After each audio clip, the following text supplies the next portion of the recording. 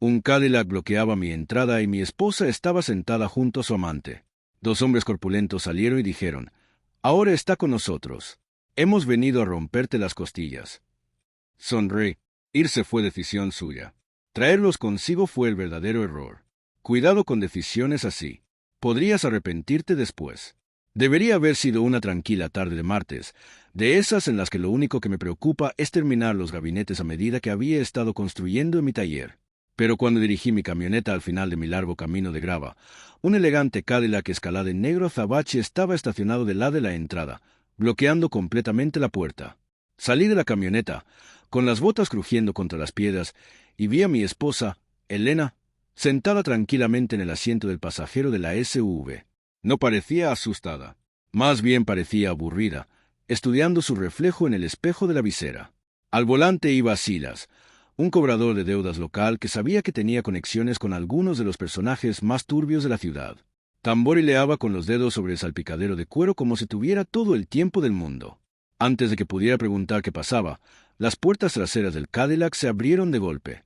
Dos hombres enormes salieron, ambos con chaquetas tácticas idénticas. Sus rostros reflejaban las frías y ensayadas muecas de quienes se ganaban la vida intimidando a los demás. Elena finalmente bajó la ventanilla.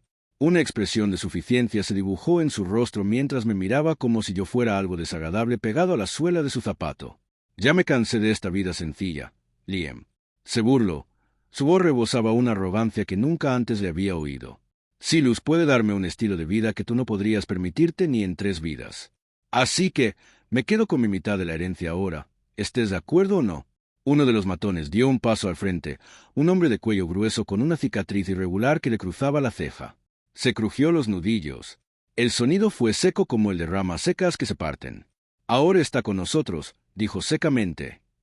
«Y estamos aquí para asegurarnos de que este divorcio no sea un desastre. Vamos a romperte unas costillas para recordarte que algunas mujeres son demasiado caras para que las mantengas». Una extraña sensación me invadió mientras miraba de los dos hombres a la mujer a la que había amado, protegido y mantenido durante 12 años.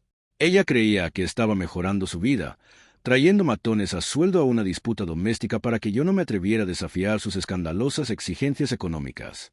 Pero había olvidado un detalle importante sobre el aburrido carpintero que dejaba atrás. Antes de retirarme a la carpintería, pasé 10 años como instructor principal de la unidad de respuesta táctica de élite del Estado. No busqué un arma. No llamé a nadie para pedir ayuda. Simplemente cambié ligeramente mi postura y les ofrecí una pequeña y firme sonrisa que hizo dudar a los dos matones. Fue su decisión irse, dije en voz baja. Pero traerte aquí, ese fue el error. El hombre de la cicatriz no esperó ni una palabra más. Con un grito gutural, se abalanzó sobre mí. Su compañero corrió tras él, con los nudillos de latón brillando bajo la luz del atardecer. Esperaban un marido asustado, alguien que entrara en pánico y suplicara. En cambio, mientras el primer atacante se acercaba, intervine en su camino y redirigí su impulso. El camino de entrada se llenó con el sonido de botas arrastrando los pies y la grava moviéndose bajo los pies. La expresión de aburrimiento de Elena desapareció al instante. Sus ojos se abrieron de par en par al ver al simple carpintero moverse con una velocidad y precisión que jamás había visto. El matón de la cicatriz lanzó un brutal gancho de derecha con la intención de acabar con la pelea al instante. Pero yo no estaba donde le esperaba. Girando sobre mis talones, le agarré la muñeca y usé la fuerza de su embestida para lanzarlo de cabeza contra el lateral de mi camioneta. El estruendo del metal resonó por el camino de entrada como una campana apagada. Se desplomó inmediatamente, inconsciente antes incluso de darse cuenta de lo que había pasado. Su compañero se quedó paralizado un instante.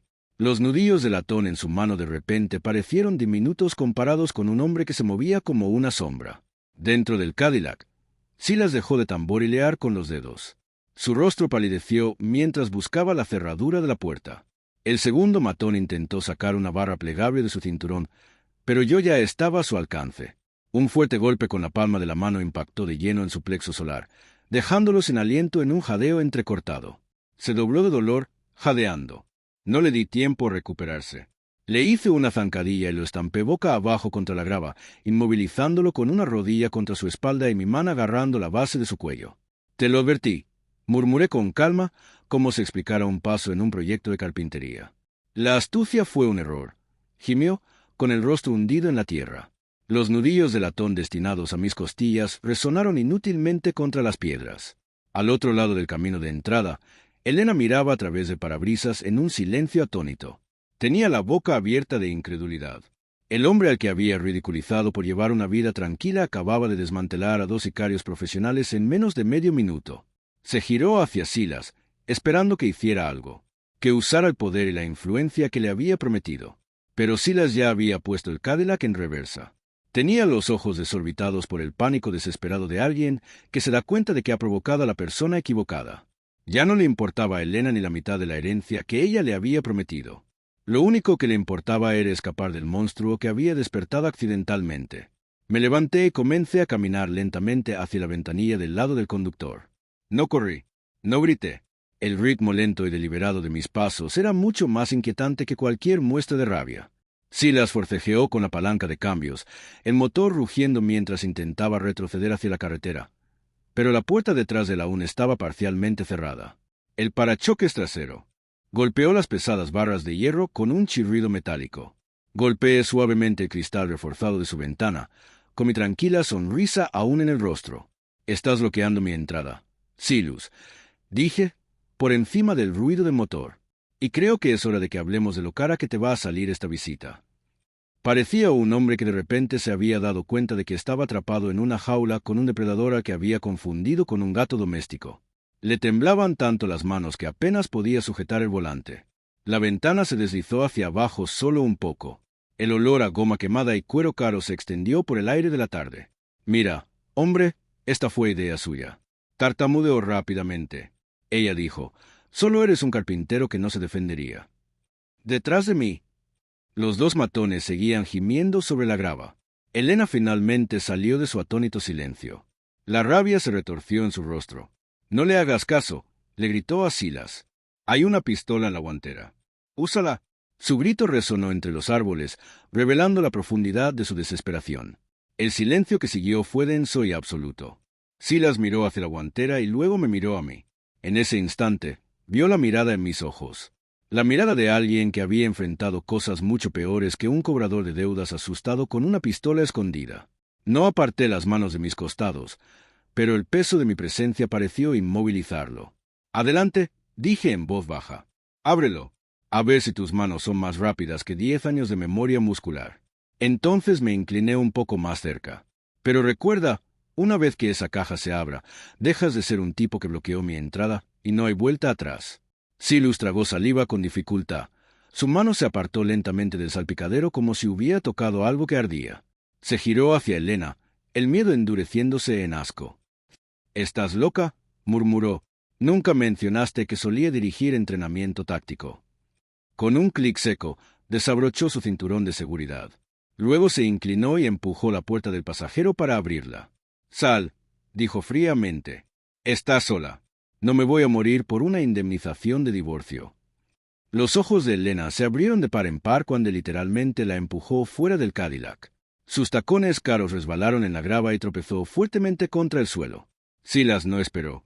Cerró la puerta de golpe, giró el escalade en un frenético giro de 3 puntos que abrió profundos surcos en mi césped y aceleró por la carretera en una nube de polvo. Elena se quedó sentada en la tierra mientras el polvo se posaba sobre su ropa de diseñador. Los 2 matones se levantaron lentamente, magullados y rotos, y se alejaron cojeando hacia la carretera. Ahora estaba sola, despojada de la fuerza y el dinero que pensó que la protegerían de las consecuencias. Me quedé de pie junto a ella mientras las sombras de los altos pinos se extendían por el camino de entrada como barrotes de prisión. Intentó aferrarse a un último rastro de desafío, pero las lágrimas finalmente corrieron por su rostro, no por arrepentimiento, sino por la comprensión de que todo por lo que había apostado se había derrumbado en menos de 30 segundos. «¿Qué? ¿Qué vas a hacerme?», susurró. La miré. La mujer que una vez amé se había ido. En su lugar había una extraña que había apostado su futuro a las personas equivocadas. «No voy a hacer nada», dije con calma. «Te daré exactamente lo que pediste. Eres la mitad de la herencia». Entonces saqué mi teléfono. «Pero ya que trajiste criminales para amenazar mi vida en mi propia puerta», continué, «la recibirás a través de un administrador judicial mientras te ocupas de los cargos de conspiración que presentaré esta noche».